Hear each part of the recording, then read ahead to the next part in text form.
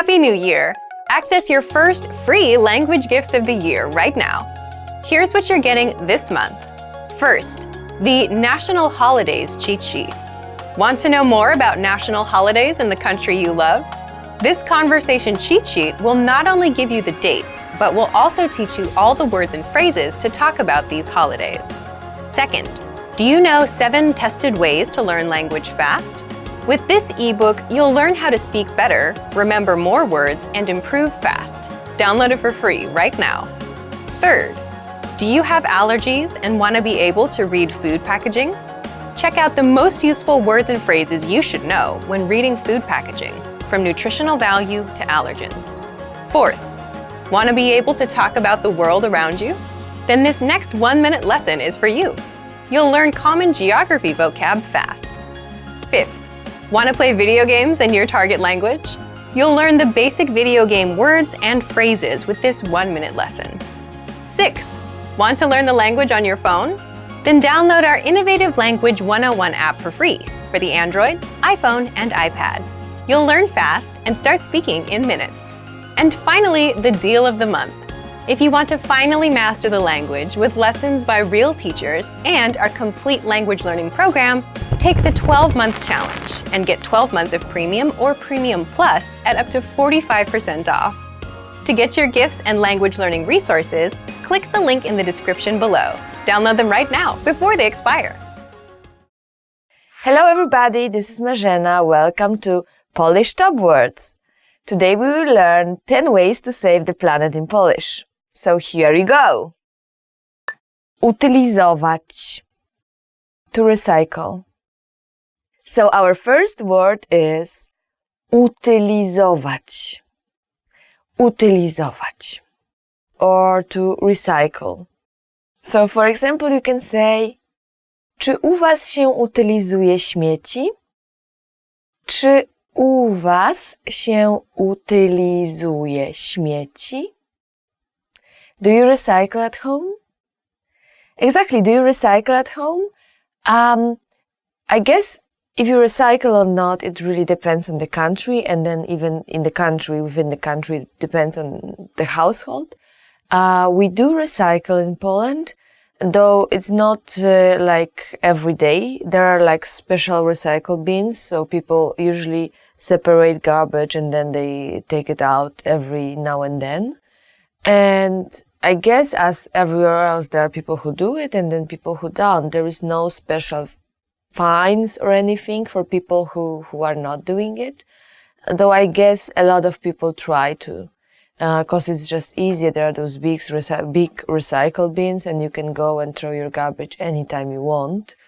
And if you recycle, then there is less garbage at your house as well. So I guess that's something easy to do. Wolontariusz.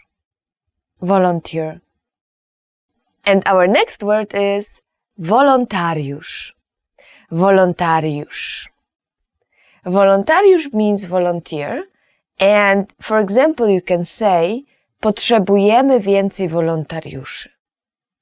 Potrzebujemy więcej wolontariuszy. We need more volunteers. As you may already noticed, first of all, wolontariusz comes from English. So it's very close, the sound is very close to volunteer, wolontariusz. And the second thing you may have noticed, it's a masculine noun. So you can use it for girls and for guys, but if you want to have the specific like feminine form, you would say wolontariuszka. So wolontariusz is for guys, but you can use it for both, male and female. And if you want a female form, is wolontariuszka. Wolontariuszka. And in Poland, it's very common to be a volunteer when you are in high school or maybe elementary school or junior high. I was volunteering a lot, doing different stuff, like, helping at school, that would be one thing, but then helping organizing bigger events, or even in some charity work and so on. That's actually very common. like the big Christmas charity orchestra, the Wielka Orkiestra Świątecznej Pomocy event that is organized every year. I think that's very common to be a wolontariusz or wolontariuszka there. Ochraniać, to protect.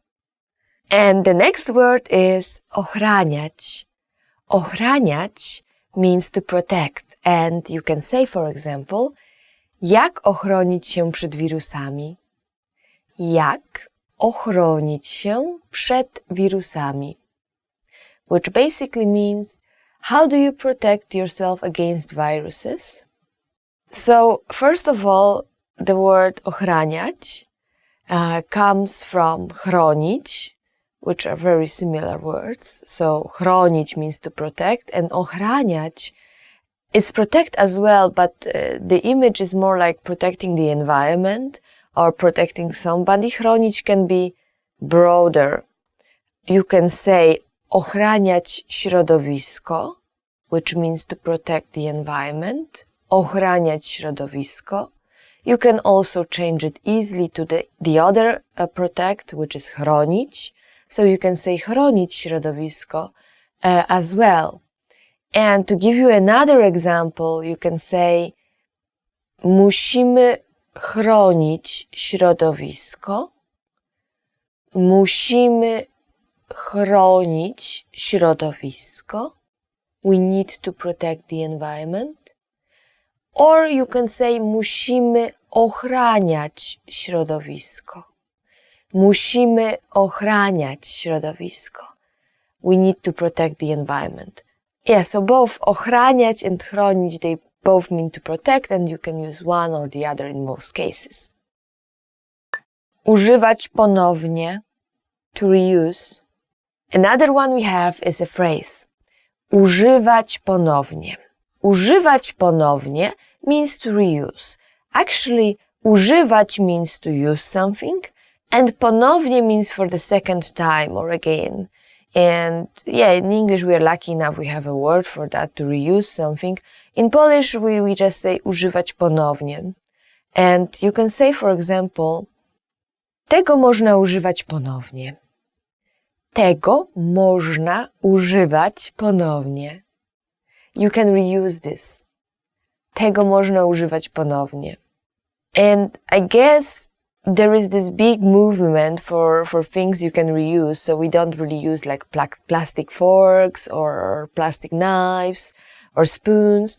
And even plastic bags, in Poland you have to pay for that. If you want to get a plastic bag, you have to pay additional few groszy. So it's not a big money, but people kind of become more aware that, first of all, it costs money to produce it, and it costs even more money to get rid of it, and usually you don't get rid of it, and it's just polluting our environment. So yeah, so I guess we have less and less plastic bags in Poland. Chronić, to conserve. And our next word is chronić. Chronić, to conserve. So remember when we were talking about ochraniać, we said it's to protect, and we said ochraniać is very close to chronić, and that's true. But chronić has another translation, and we can translate it into to conserve. So a very good example for that would be musimy chronić zasoby naturalne. Musimy chronić zasoby naturalne. We need to conserve natural resources.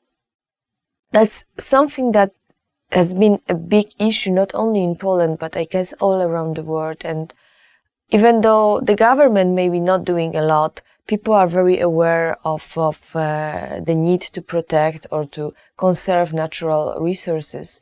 And there is a big movement, and I guess young people are being more and more aware of how important it is. So we try to conserve our natural resources in Poland as much as we can, even though it's not very often. There may be no special government program to do so, like normal people are trying to help and they're trying to protect and they're trying to share the awareness of how important it is. Zmniejszyć ilość śmieci. To reduce trash. Another very important thing to do is zmniejszyć ilość śmieci. Zmniejszyć ilość śmieci means to reduce the trash. And that's something you can do by your own as well. So one thing that has been done in Poland is, as I said before, you have to pay for your plastic bag, and people stopped buying those plastic bags because now they are aware that it costs money and then it costs money to utilize it, right? So, and that's another like garbage that we don't need. So that's one thing we are doing to just zmniejszyć ilość śmieci. So for example, you can use it in a sentence like należy zmniejszyć ilość śmieci. Należy zmniejszyć ilość śmieci. We need to reduce the amount of garbage. Troszczyć się o środowisko. To care for the environment. Now our next one is an obvious one, yet some people really tend to neglect it. And that's troszczyć się o środowisko. To care for the environment. To care for the environment. So troszczyć się means to care, and then środowisko is the environment. Altogether troszczyć się o środowisko means to care for the environment. And you can use it in a sentence like wszyscy musimy troszczyć się o środowisko. Wszyscy musimy troszczyć się o środowisko. We all need to care for the environment. And true as it is, we often tend to like forget about it. And I guess in Poland right now, the biggest problem is that during the winter it's very cold. And you've got the central heating system, but very often you just burn stuff and then in your fireplace. And, you know, even in the central heating, if you have a house, you will just burn things in the fireplace, and if it's cold, it's okay. But a lot of people, they don't have money to buy one, so they will just burn trash. And that's becoming a big issue right now in Poland. We have big pollution issues during the winter. Używać produktów przyjaznych dla środowiska. To use eco-friendly products. Our next word, or actually a phrase, is używać produktów przyjaznych dla środowiska. Używać produktów przyjaznych dla środowiska. To use eco-friendly products. So używać, as you probably already know, is to use something. And then produkt is a product. And then środowisko is environment. So produkt przyjazny dla środowiska means eco-friendly product. Przyjazny means like friendly or nice to you. So produkt przyjazny dla środowiska means eco-friendly product. And in a sentence you would use it like czy używasz produktów przyjaznych dla środowiska? Czy używasz produktów przyjaznych dla środowiska? Do you use eco-friendly products? Now, the thing is that eco-friendly products are usually more expensive than the normal ones. And I guess even though it's better than it used to be, still a lot of people, they cannot afford it. So they just buy those cheap products that are not necessarily eco-friendly. And we still have issues with that in Poland, and I guess all around the world. But more and more people, especially in big cities, they kind of becoming aware of how important it is, and they don't really, they don't mind spending a little bit more if that's going to solve some issues regarding environment and environment pollution. Segregować śmieci. To separate garbage. And our next one is segregować śmieci. To separate garbage. So segregować means to separate, to divide by categories. and śmieci is garbage. And you can say, u mnie w domu segreguje się śmieci. U mnie w domu segreguje się śmieci. Which means, in my house we separate garbage. In Poland, we do separate garbage, although, of course, it really depends on the household, it depends on where you live, if you even have access to those big garbage bins where you can throw away plastic bottles or like glass bottles or cans. Yeah, but if you do have access to that, and I guess more and more people do, then I guess most people will do it, will separate it because it makes, recycling easier, but it also makes your garbage problem easier, by which I mean that you are going to throw away that in those big bins that are being there on the street, so you have relatively less garbage at home. So it's easier for you to separate them and then to throw it away in those public bins that are over there. Lying there, sitting over there, just waiting for you to do it. Oczyszczać, to clean. So our next word may sound familiar, and it's oczyszczać, oczyszczać, to clean. You probably have heard the word czysty, czysty, clean as an adjective. So czysty, we transform it a little bit and we have czyścić, so to clean something, and then we put the O in front of it and it's oczyszczać. And the difference between czyścić and oczyszczać is that, well, czyścić is like, to clean your house, or to clean your plates, or to clean your, even your clothes, while oczyszczać is more for bigger things, so like to clean the rivers or the sea or something like that, or water, like drinking water, that's oczyszczać, is like for bigger purposes. And for example, you can say, musimy oczyścić powietrze. Musimy oczyścić powietrze. We need to clean the air. And just to wrap it up, in this particular sentence, oczyścić is the only word you could use. You couldn't use czyścić, like to clean, because that's just for the small things that you are, cleaning your house, or as I said, cleaning your plates or something like that, and not for bigger things like, like the air or seawater or water, drinking water or something like this. Thank you for watching. Today you learned 10 ways to save the planet in Polish. Please let us know what you think in the comments. And remember to like this video, subscribe to our channel, and go to polishpod101.com for more content like this. Thank you and see you again next time. Woohoo. Hello everybody, this is Marzena and welcome to Polish Top Words. Today we will learn 10 phrases to survive at the station. So here we go. Jadę do. I would like to go to. The first and the most important one is jadę do. Jadę do Krakowa, jadę do Torunia, jadę do Poznania, jadę do Wrocławia. So, jadę do means I would like to go to. Luckily for you, this phrase is very short, first of all, and it's the same for male and female, so you don't have to change. Well, if you want to use the plural form, would be jedziemy do. Jedziemy do. So the preposition stays the same, do, and we just change the verb from jadę to jedziemy. And you can say, for example, jedziemy do Gdańska, jedziemy do Krakowa, jedziemy do Torunia, jedziemy do Poznania. So you may have noticed already that the name of the city changes.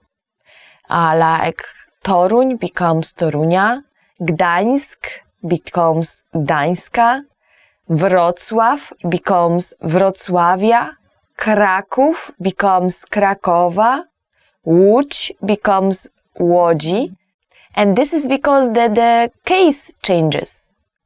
So we change the case to genitive case. That's the second one, second case. So when you use preposition do, as in jadę do, you change it to the second case. So the name of the city will change. Jadę do Warszawy. We don't say jadę do Warszawa. That's a mistake. Jadę do Warszawy. And actually I said it means I would like to go to, but like very literally it means I'm going to, I'm heading to. Czy z tego peronu odjeżdża pociąg do? Is this the right platform for? Wow, and our next one is something you would definitely need in Poland, because this changes a lot. It's a very long one, so be prepared. Czy z tego peronu odjeżdża pociąg do? Is this the right platform for? So let's just look at this phrase a little bit closer. So first we have the particle czy, that's asking. Z tego peronu, from this platform, odjeżdża, leaves. And then pociąg do, train to. Czy z tego peronu odjeżdża pociąg do? That's the whole phrase. And you can say, czy z tego peronu odjeżdża pociąg do Warszawy? Is this the right platform for Warsaw? Czy z tego peronu odjeżdża pociąg do Torunia? Is this the right platform for Toruń? And as you probably notice, there is the same preposition do as in the previous one, jadę do.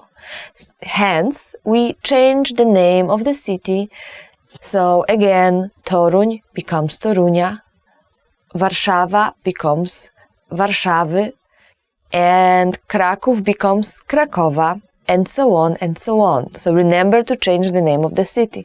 And it is very important for you to remember to memorize this phrase, because in Poland, sadly, especially as far as I remember, in Warsaw, in the central station, platforms change very often, like last minute, 5 minutes to train, and they say, oh, the platform was changed from number 5 to number 1, and you run. And it really happens very often, and it's very hectic, and it's like, yeah, so not to panic, that's the first rule, and then run, that's the second rule, and ask, that's the third rule. So even if you go to the platform, the right platform, don't just rest reassured that it's okay and I'm just waiting and just relax. I mean, it's okay to relax, but always check if this is the right platform again and again, because it really changes a lot. O której jest ostatni pociąg? What time is the last train? Our next phrase is o której jest ostatnie metro, which is actually a sentence, and it means what time is the last metro? O której jest ostatnie metro? So, if you're in Warsaw, it's very common to travel with metro, even though we have only actually 2 lines, but it's going through the whole Warsaw. It is really, really, really convenient. And one thing to remember about Warsaw, well, buses are basically 24/7. Only that, at night you have to pay like small additional charge for the ticket. And the other thing about buses is that, well, it's very convenient because all the buses are going to the city center at night, and all the buses are going out from the city center. So basically, if you're really drunk and you were at a party and you want to get home, just take any bus, and sooner or later you end up in the city center, and then you can take the correct bus or the right bus that's going to your house. Nevertheless, it takes time, and metro is more convenient. During the weekdays, it's still running pretty late and then starting pretty fast. But during the weekends, it's running 24/7. So it's really, really convenient. Just find the bus stop and get to the bus and go to the city center, get to the correct bus. And that's it. And you can go back home anytime you want without paying for taxi. Gdzie mam się przesiąść w pociąg do? Where do I change for? Okay, the next very important phrase is gdzie mam się przesiąść w pociąg do? Gdzie mam się przesiąść w pociąg do? Where do I change for, actually, where do I change for a train to? Would be maybe more correct translation.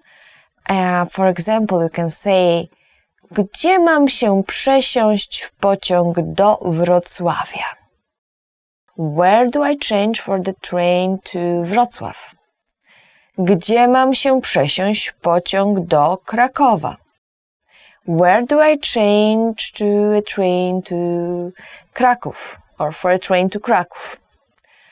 And as you may already remember, and if not, then please try to memorize that.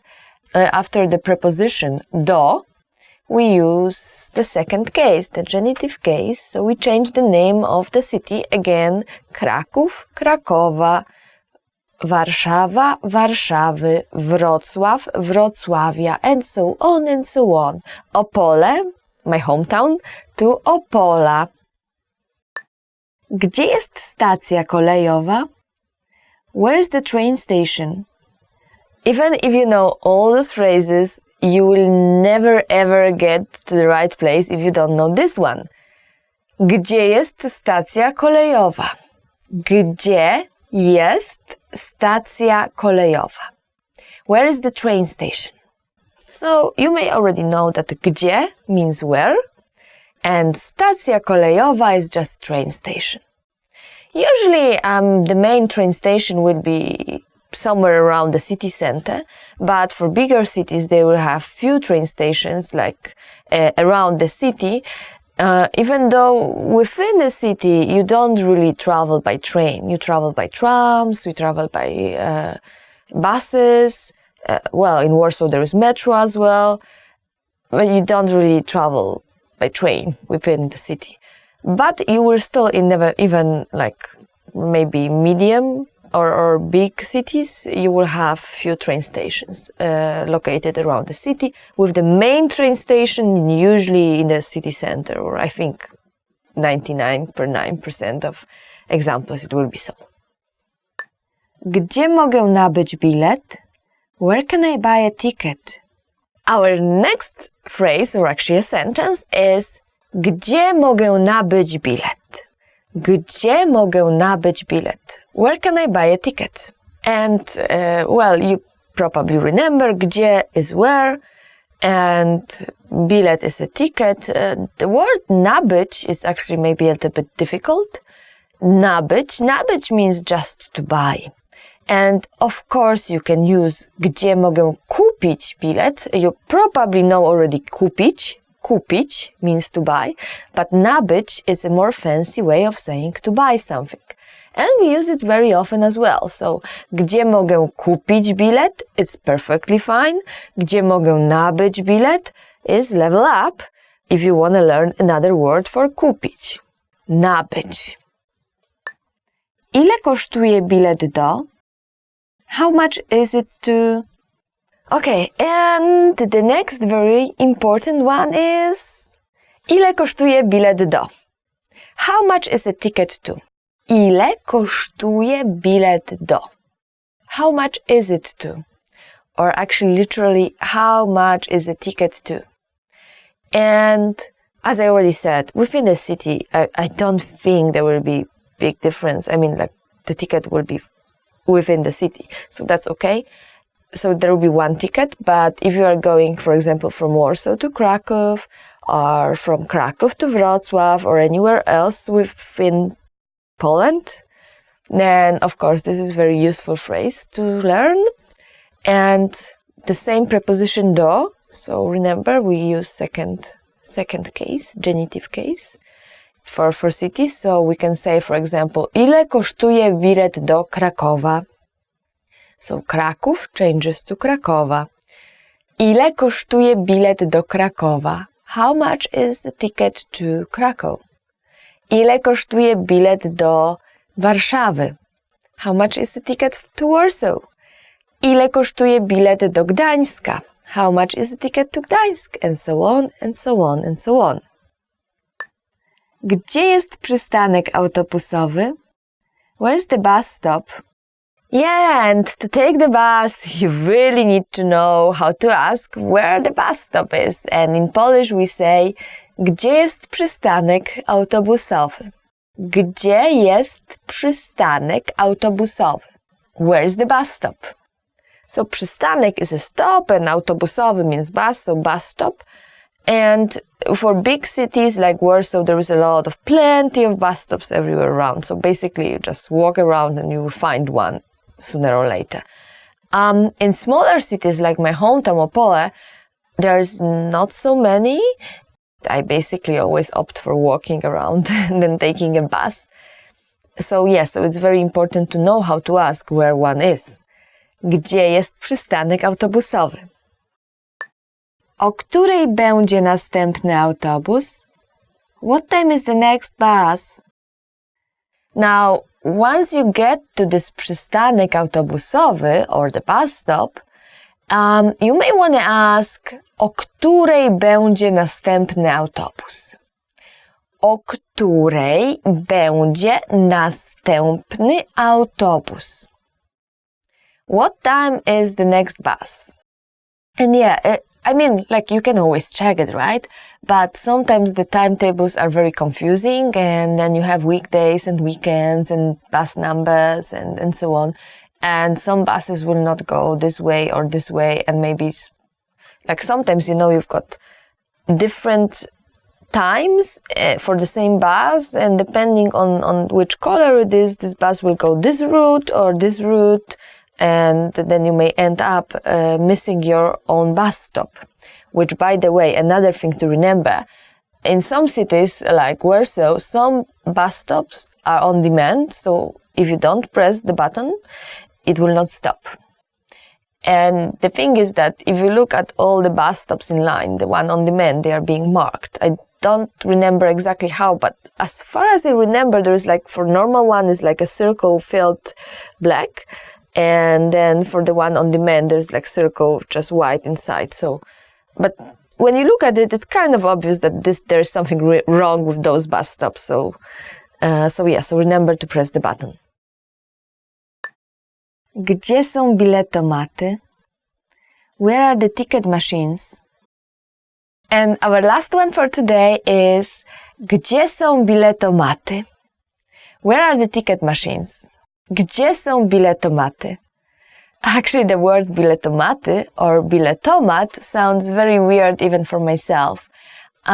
Since it's a new word. It's basically a word that was created, I don't know, maybe 5 years ago, when we got those, ticket machines, and saying something like maszyna na bilety, maszyna do biletów, maszyna gdzie się kupuje bilety, where maszyna, yeah? Maszyna means machine.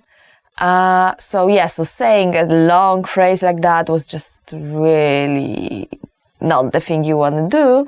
And someone, I don't know, made this phrase, this word, biletomat. And right now we have biletomaty, of course, next to the metro, on some bus stops, on many tram stops, inside of a tram, inside of a bus as well. So not all, but many. So I wouldn't say it's always there, but many occasions, yes. In Warsaw at least. So what it is therefore is that if you buy 30 minutes ticket and you are stuck in traffic jam, you cannot even go out of the bus and say save yourself paying a fine once your ticket is not valid anymore. But you cannot buy a ticket as well unless you've got this machine over there sitting there and waiting for you to buy a new one, which is very often the case. So that's actually pretty convenient, right? Thank you for listening. Today we learned top 10 phrases to survive at the station. Please let us know in the comments what you think about it. And remember to like this video, subscribe to our channel, and go to polishpod101.com for more content like this. Thank you again, and see you next time! When learning a new language, we sometimes have a hard time with things like procrastination, discouragement, or failure.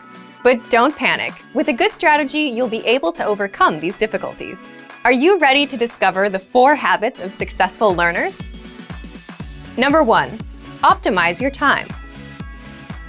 When learning a language, it's important to dedicate time to your studies regularly, even if sometimes it's difficult. You're busy with school, work, family, or friends, but you can spread out your learning throughout the day. Study whenever you have small gaps of time in your busy schedule. This can be when you're on the metro, on your lunch break, or while you're exercising. Our podcast learning format fits perfectly into your tight schedule.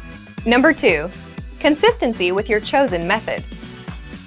There are a lot of options when it comes to courses and learning materials. Switching from one method to another can confuse you and disrupt your progress.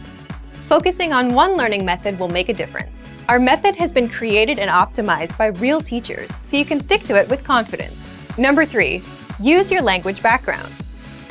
Many languages share some commonalities. You can find words that look or sound similar, or even share the same grammar structure. A little bit of language background will give you an edge while learning. Number 4, study continuously. People are excited when they start learning a new language. The enthusiasm usually lasts until the first roadblock. This can lead to discouragement and procrastination.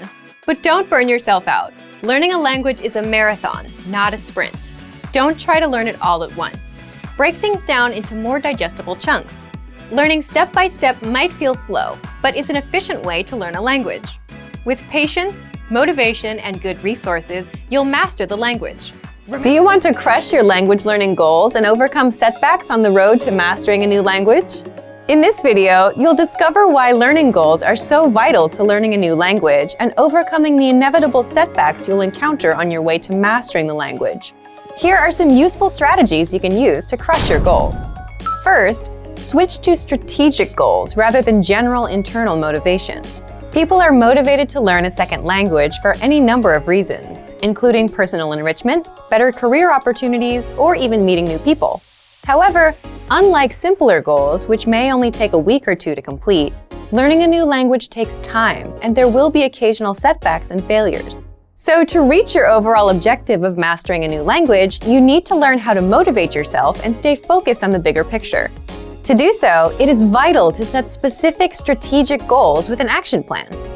Second, reasons learning goals are vital to success. Learning an entire language well enough to carry on full conversations with native speakers is certainly a goal. But with this as your primary objective, there's a long period of time between the time the goal is set and when it can be realistically attained. The problem is that a failure to achieve an objective creates stress that can build until you either reach the learning goal or quit. The solution is to set more realistic strategic learning objectives that are easier to attain but still keep you on track to learning.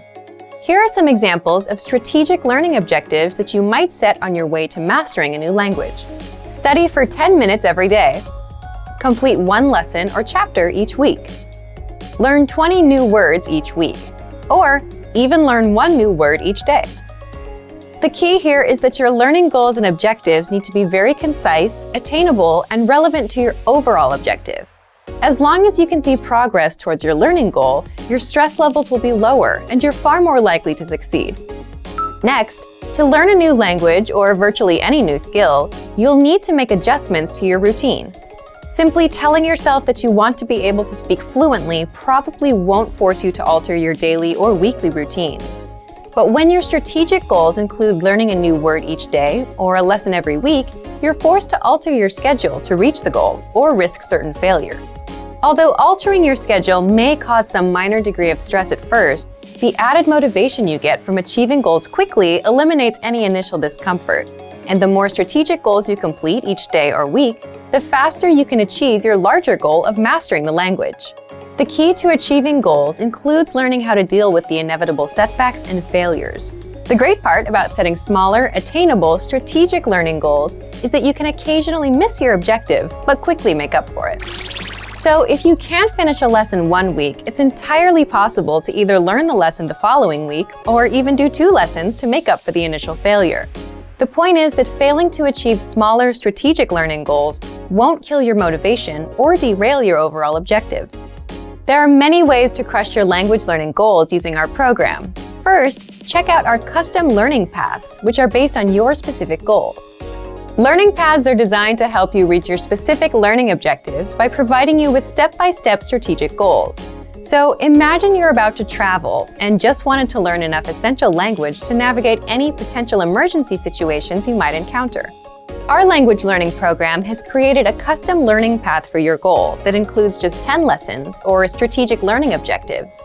Once you complete the 10 lessons, your larger overall learning goal is complete. Learning paths are one of the most powerful features at our website and help you quickly and efficiently achieve larger learning goals and objectives. For Premium and Premium Plus members, our website offers more than 20 advanced learning tools to make it easier than ever to reach and achieve your goals.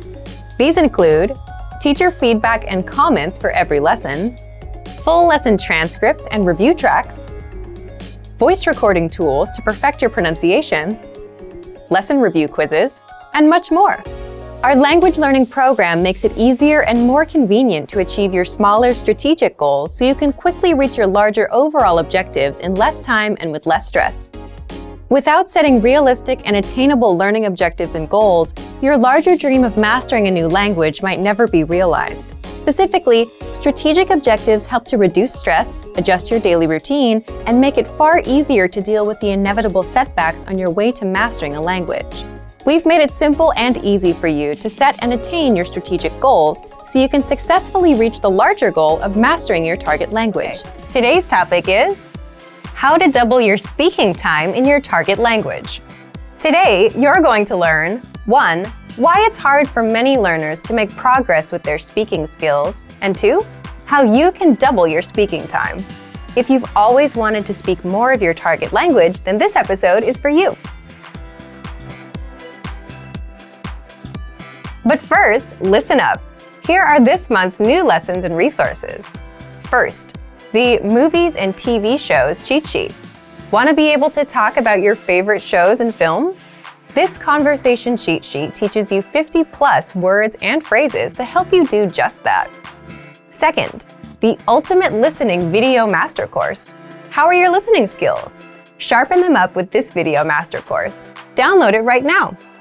Third, 20 phrases you'll need for the doctor. Learn how to schedule appointments, talk about your symptoms, and much more. This 1-minute lesson gives you 20 must-know phrases. Fourth, want to be able to handle everyday tasks in your target language, like sending and receiving mail? Then this next 1-minute lesson is for you. You'll learn most of the words and phrases you'll need at the post office. Fifth, learn how to impress native speakers with this 1-minute lesson. Learn how to give natural compliments like, "The food is delicious," and "This is a beautiful country." To get your free resources, click the link in the description below right now. They're yours to keep forever. Okay, let's jump into today's topic. How to double your speaking time in your target language. Okay, let's get into part 1. Why is real speaking progress so hard to make? Let's say you've studied the language for a few months, and now you finally have a chance to practice speaking. Maybe you have a tutor or a native speaker friend who is willing to practice with you. You start talking, and your friend helps you improve bits and pieces of your speaking, like pronunciation and grammar. And maybe you can talk about your day and common topics. But without proper preparation on both sides, the person learning and the person teaching, that's it. You're limited to what you can talk about. You don't know enough of the language to keep going, and they aren't prepared to help you speak more of the language. So if you try to have an open-ended conversation, you'll fall flat at some point. You'll run out of things to say and talk about. You'll run out of words and topics. And this is true outside of language learning. It's easy for conversations to die when you run out of things to talk about. A freestyle approach to conversation is nice for advanced learners or people who do serious preparation, but it's not so great for beginners. This is one reason it's hard to make real progress with speaking. You run out of things to say. But there is a way to double your speaking time, even if you're an absolute beginner, even if you're low on words and grammar. And that's by adding structure that you'll find in our lessons. Let's get into that. Part 2, how you can double your speaking time with our audio and video lessons. Let's say you're having a practice conversation with that same friend. Except this time, both of you have a list of topics to follow. Then, your conversations won't die out as quickly. The point is, if you have a structure to follow, like a lesson, there's always something for you to fall back on. And if you're already using our audio and video lessons, you get just that. So here's how you can use our lessons to double your speaking time. 1. Make sure to listen to and review your current audio or video lessons. Why? Each lesson conversation is based on a certain topic, like talking about the weather, talking about family, ordering food, and so on. So by simply taking a lesson, you learn a conversation around a certain topic. Lessons will give you a lot of topics to talk about, along with the relevant grammar and vocabulary, which many beginners might not have. Think about it. If you wanted to talk about a vacation, you'd need to know words like vacation, cruise, and holiday in your target language. You'd also need the right grammar points to help you express ideas. Our audio and video lessons will provide you with all of these, so listen to the lessons and prepare ahead of time. 2. Use the dialogue presented in the lesson. In other words, you can memorize the lines from the lesson dialogue. You're already learning conversations in the lessons, so you may as well use them for yourself. And doing this will help prepare you for future conversations. Think about it. We often use lines like, "Where are you from?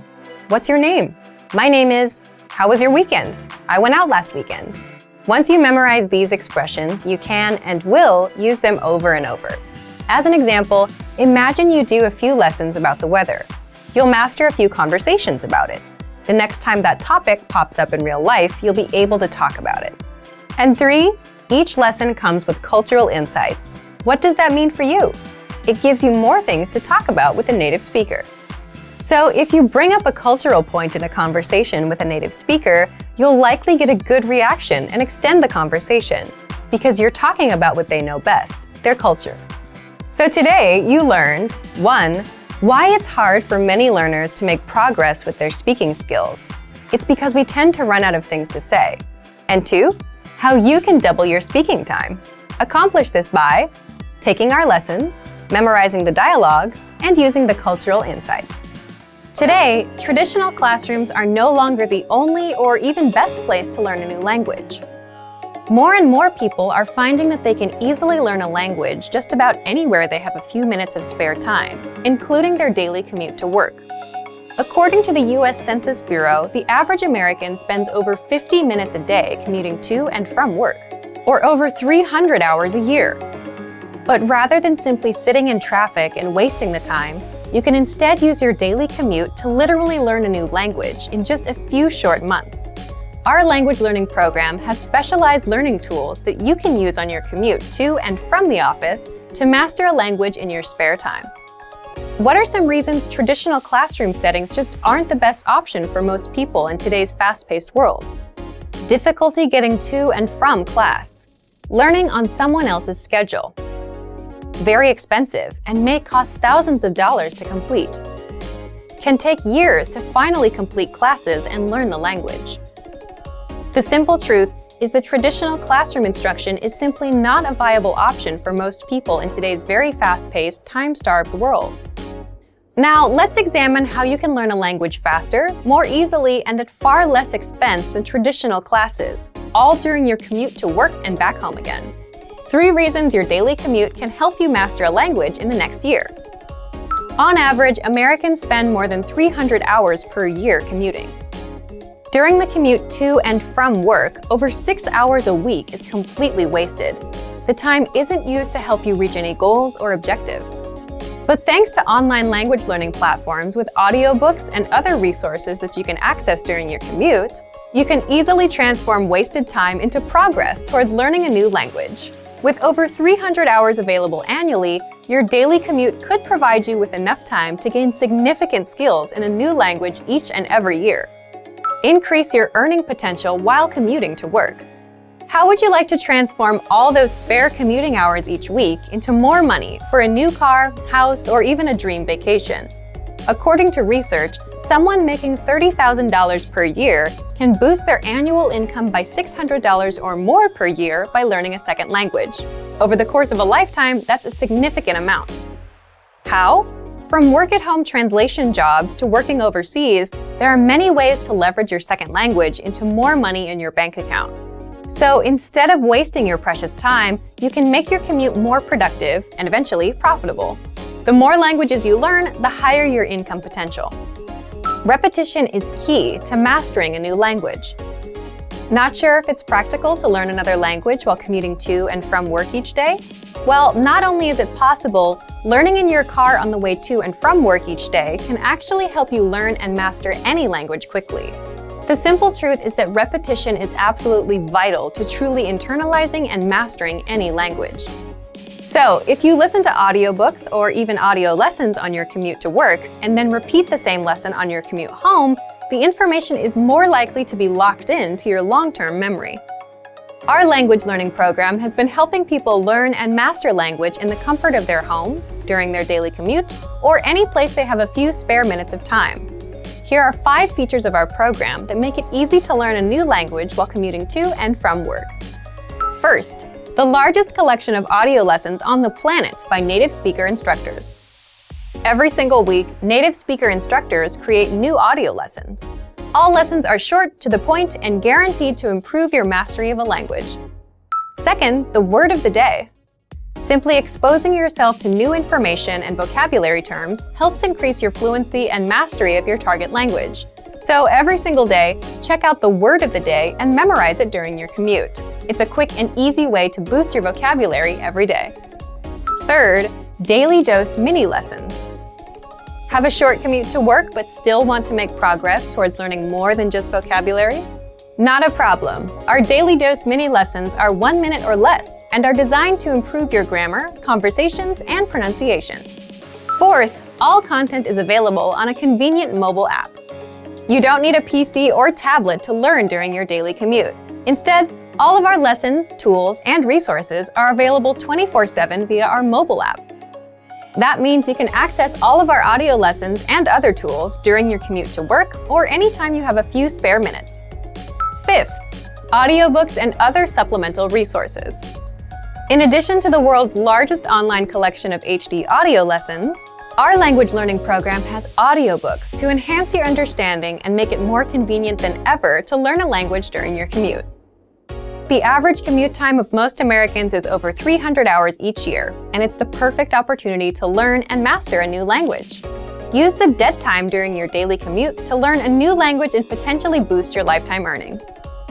Whatever your motivation, our language learning program has the tools and resources necessary to help you learn a new language each year during your commute to and from work.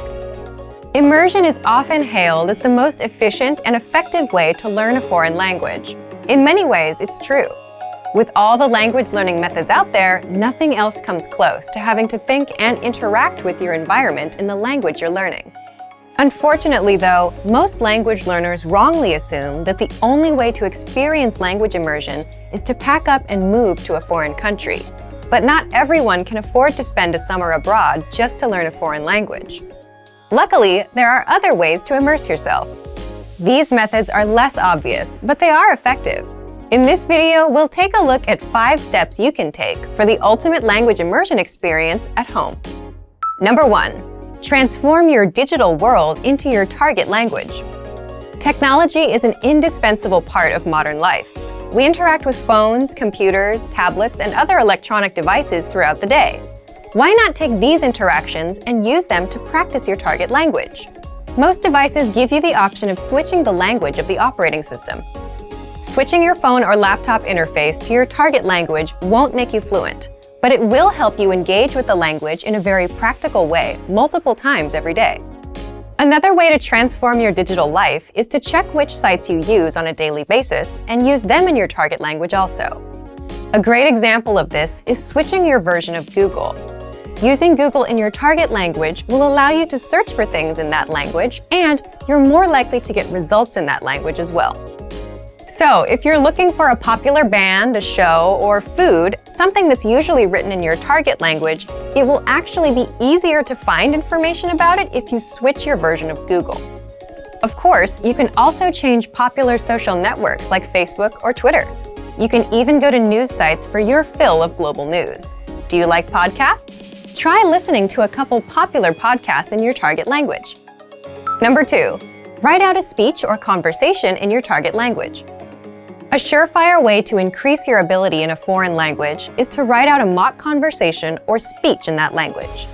Pretend you have to give a speech on one of your favorite topics. It could be anything from sports, hobbies, or even your favorite movie genre. Now, take some time to write out your fictitious speech.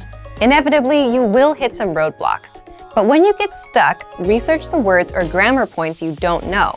This is a highly effective and practical way to increase your vocabulary, and it'll help you practice thinking in a different language.